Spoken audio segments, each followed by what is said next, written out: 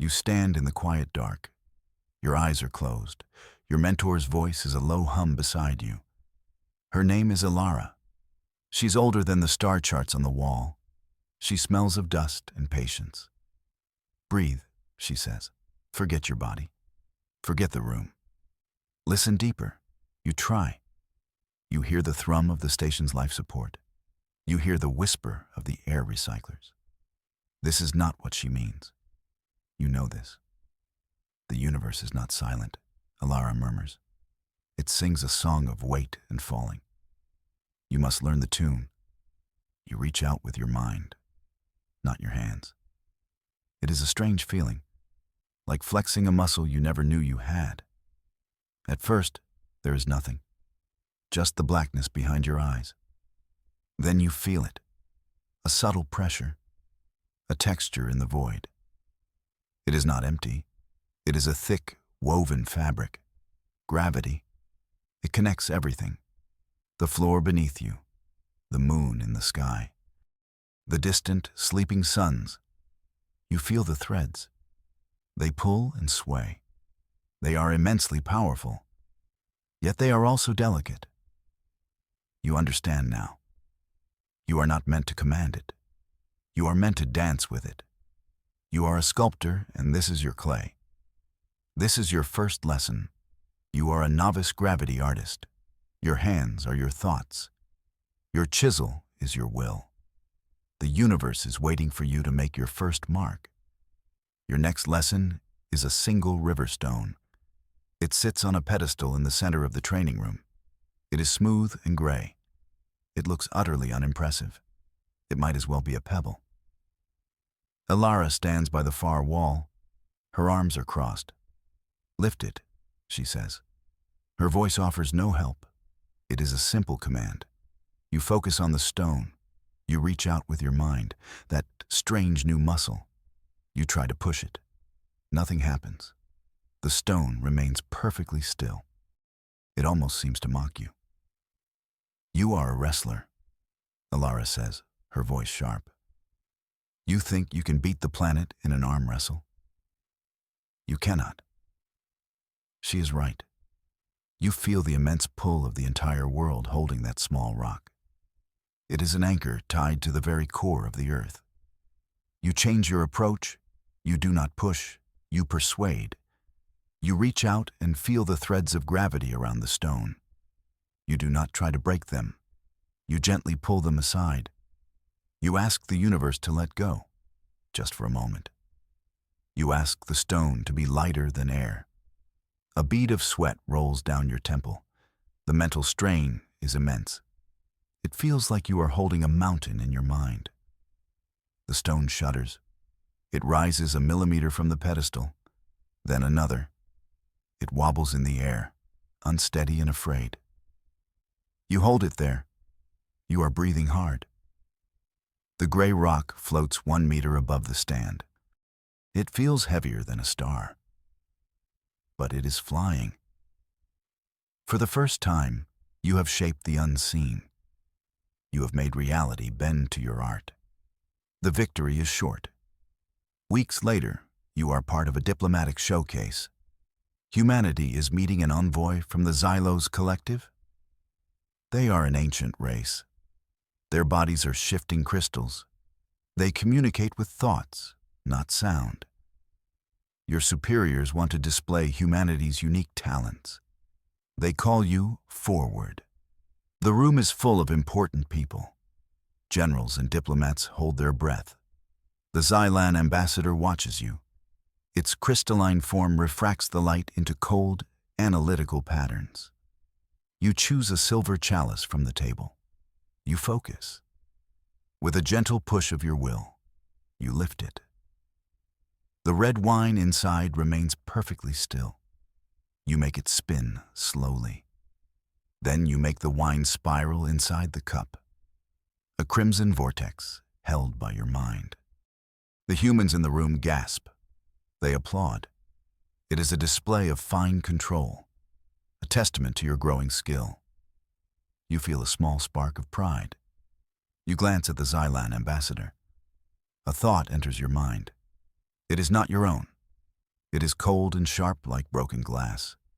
It is the Xylan, a charming manipulation of local fields. It thinks at you. The thought is dismissive. It is laced with an ancient, bored disdain. A simple parlor trick.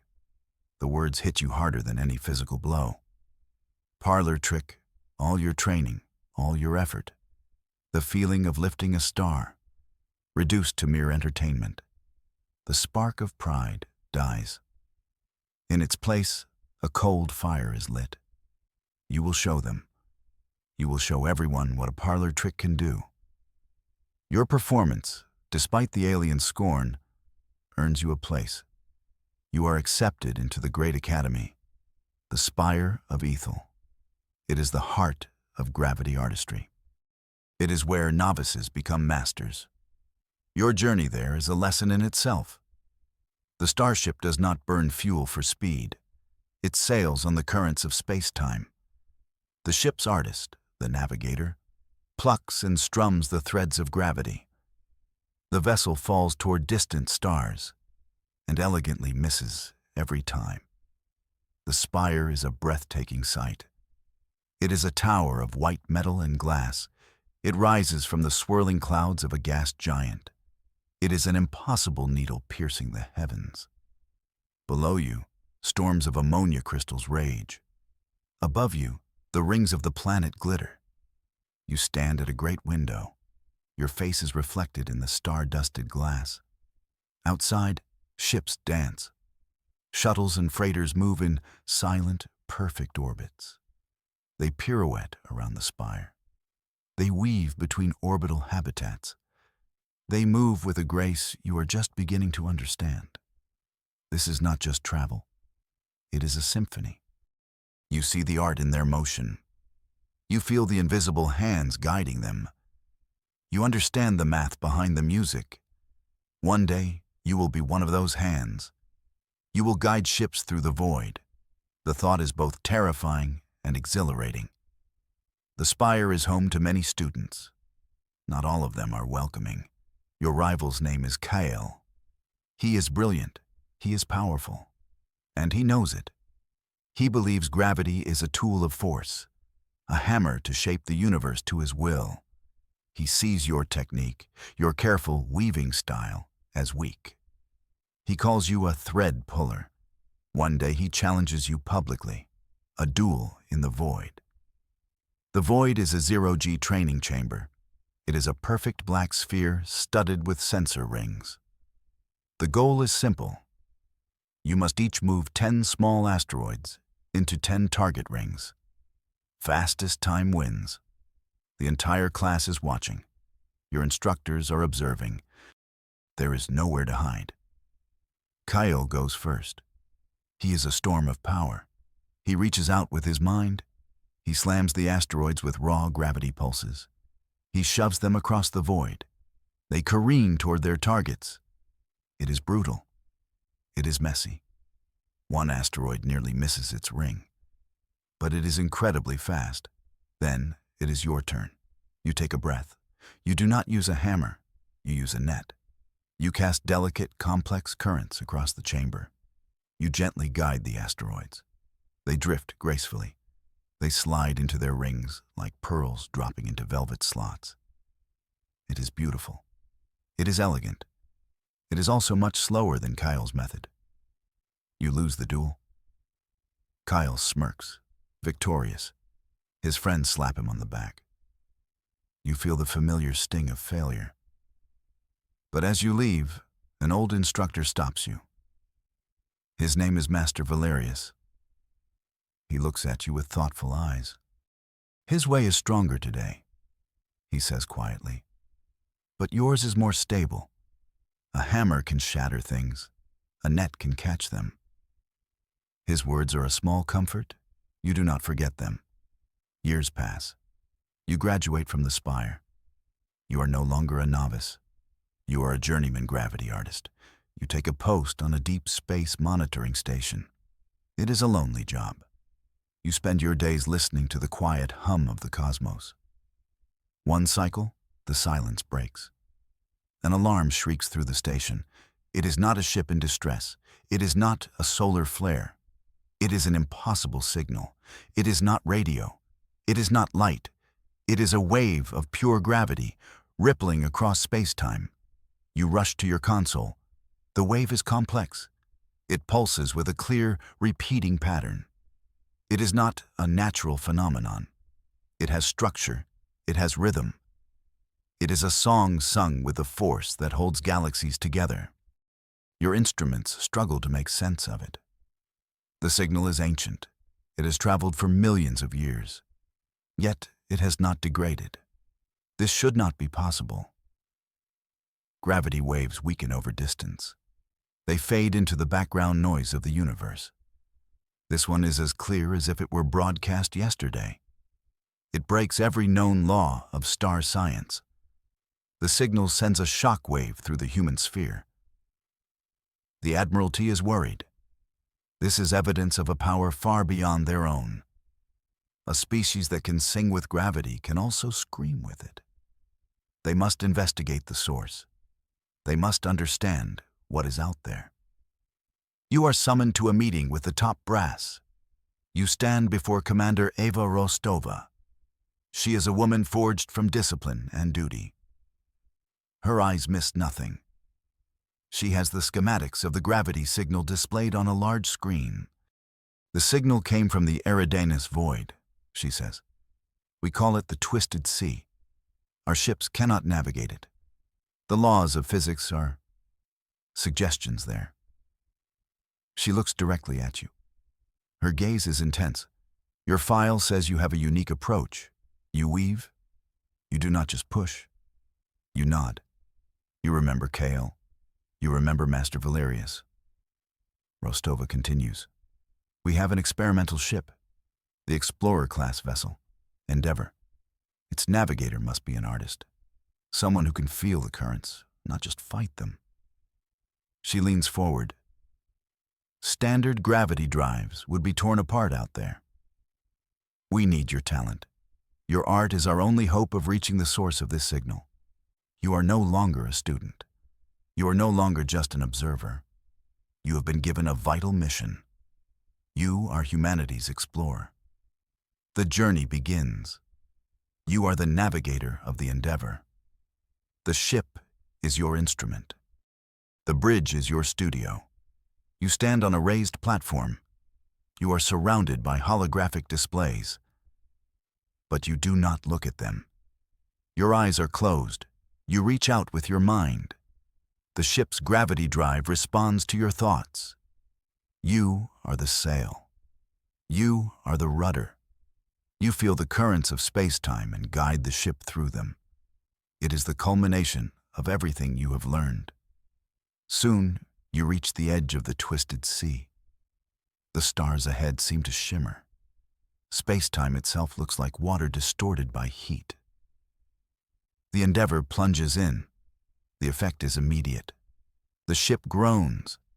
The deck plates beneath your feet vibrate with a discordant hum. Red lights flash on consoles. Alarms begin to blare.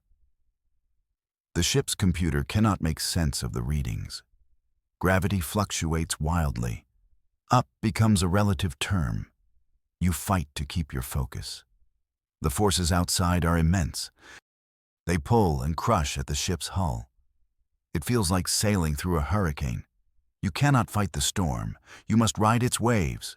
You find a stable current. You latch onto it with your mind.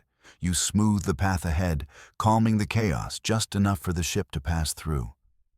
It is a constant, exhausting battle. Days turn into weeks. The strain is immense. You barely sleep. You live in a state of deep concentration. The crew of the Endeavor treats you with a mixture of awe and concern. They keep their distance. They know your focus is all that keeps them alive. Then, a new alarm cuts through the noise. Proximity alert. The sensors are picking up contacts. They are dark. They are not broadcasting any identification signals. They are moving fast. A fleet of ships emerges from the distorted space ahead. They are unlike any vessels you have ever seen. They are ugly. They are blocky and asymmetrical. They are pure function, without a hint of form. They look like they were carved from asteroids with a hammer. They attack without any warning. No hails, no threats. Weapons fire lances out. But it is not laser fire. It is not plasma. You feel it in your mind before you see its effects. They are firing waves of pure, raw gravity. You watch in horror as a friendly escort frigate is hit. Its shields ripple, then collapse. The hull does not explode, it implodes. The ship is crushed into a ball of wreckage in seconds. It is Kale's dueling technique, a hammer of force. But this is not a game. This is war.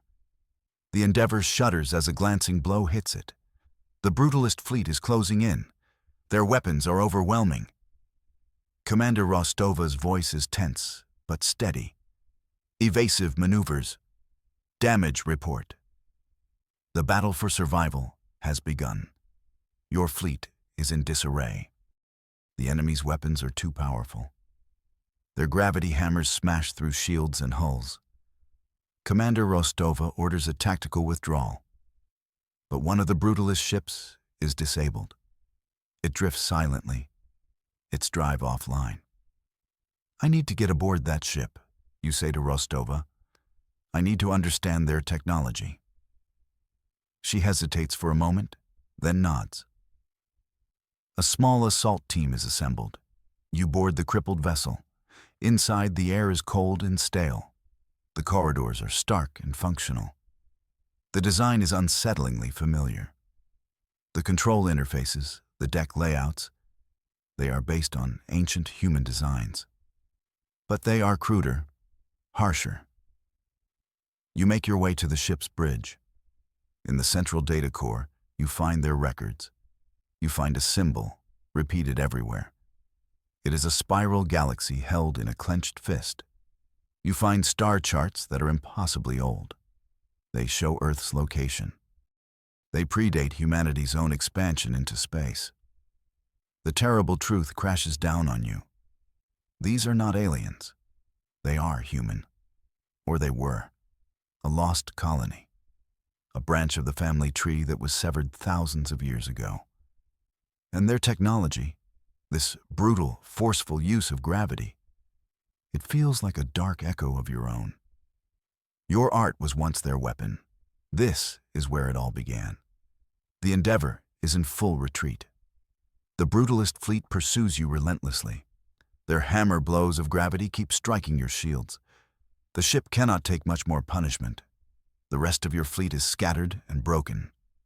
Commander Rostova turns to you. Her face is grim. "Navigator," she says, her voice tight. "Is there anything you can do? Your art. Can it be used as a weapon?" You shake your head. My art is about finesse, not force. But then you remember. The duel with Kale. Master Valerius's words echo in your mind. His way is stronger. Yours is more stable. What if you did not have to be stronger? What if you could be smarter? A new idea sparks in your mind. A desperate gamble. You do not have to counter their force with your own. You do not have to build a wall to stop their hammer. You just have to guide the hammer's swing. You reach out with your mind. You feel the next wave of gravity building from the enemy flagship. It is a massive concentration of force. It hurtles toward the Endeavor. You do not try to stop it. Instead, you create a gentle, curved current in space-time, right in its path. It is a delicate act of weaving. The gravity weapon hits your current. It does not break through, it bends. The deadly hammer curves around your ship in a silent, graceful arc. The enemy commanders must be stunned. Their own weapon, a tool of pure destruction, swings around and slams into one of their own cruisers. The ship crumples like a can. You have created an unbroken circle. You have turned their strength against them. Using this new technique, you shield the Endeavor. You become a matador in the void. You dodge and weave. You redirect their attacks. You use their clumsy power to clear a path. After a long, desperate fight, you help the Endeavor break away from the battle. The rest of your fleet is gone, presumed destroyed or scattered. Commander Rostova sets a new course. You will not retreat. You will complete the mission. You will follow the gravity signal to its source. The brutalist fleet is temporarily confused. This is your chance. The Endeavor sails on through the twisted sea. Your new skill makes the journey easier. You no longer fight the currents. You dance with them. Finally, you arrive at the coordinates. The signal is overwhelming here. You stare out of the main viewport. Your mind struggles to comprehend what you are seeing. It is not a star. It is not a black hole. It is a machine. The structure is so vast, it eclipses the local stars. It seems to be built from woven filaments of dark matter. It holds entire nebulae in its lattice, like jewels. It is a silent, colossal engine at the edge of reality. It is the source of the gravity song. It is a thing of impossible age and scale. The ship's computer gives it a designation based on old myths, the maw of creation. As the Endeavor drifts closer, a presence fills your mind. It is not a voice made of sound. It is a wave of pure thought. It is impossibly ancient. It is calm and vast, like a deep ocean. You have come, the presence says. You have heard my song. The thought resonates directly in your consciousness. I am the gardener. This place is my garden, and my test. The gardener explains. The maw of creation is a crucible, a place to test emerging species. It sent the signal, the song, to see who would be wise enough to answer. Who had the art to navigate the twisted sea? Others have come before. The gardener's thoughts continue.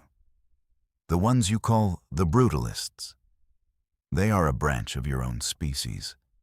They found my garden long ago. They saw only a weapon to be claimed. They failed the test.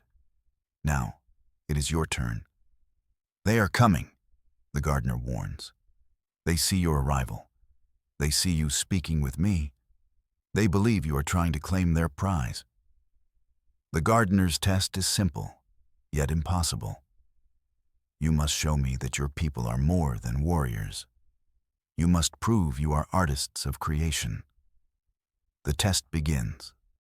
The gardener presents you with its canvas, a region of space-time near the maw. It is a storm of raw chaos. Gravitational anomalies flash in and out of existence. It is the stuff from which universes are born, a place of pure potential. At that moment, the brutalist fleet arrives. They have tracked you. They see the maw and they see you. They open fire. Not at you, at the maw itself. They want to break it, to seize its power. The gardener's voice is calm in your mind. Harmonize this space. Bring it order. Show me creation, not destruction. Defend this place, not with walls, but with beauty. You are one person, in one ship, against a fleet. You are tasked with calming a cosmic storm while under attack. It is an impossible request. But you are a gravity artist. This is your calling. You reach out with everything you have. Your mind becomes one with the Endeavor's drive. You do not create shields. You weave. You catch the first gravity hammer from the brutalist fleet. You bend its path, but you do not send it back at them. You redirect their raw, hateful power into the chaotic storm. You use their hammer as your brush. You take their anger and paint with it. Another blast comes. You weave it into the chaos, calming a violent anomaly. You turn a destructive force into a creative one. You are conducting a symphony. The brutalists provide the crashing drums and horns. You provide the harmony. You take their notes of war and arrange them into a song of creation. The storm begins to subside. The chaotic energies coalesce. Gentle currents form.